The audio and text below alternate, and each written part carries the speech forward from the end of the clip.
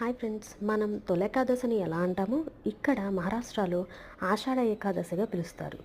మహారాష్ట్రలో దేవసయాని ఏకాదశి అని కూడా పిలుస్తారు. ఇది ముఖ్యంగా విష్ణుమూర్తి 4 రోజులు నిద్రిస్తారని నమ్ముతాం కదా చాతుర్మాసంలో. ఇక్కడ కూడా యోగ నిద్రలోకి వెళ్తారని నమ్ముతారు.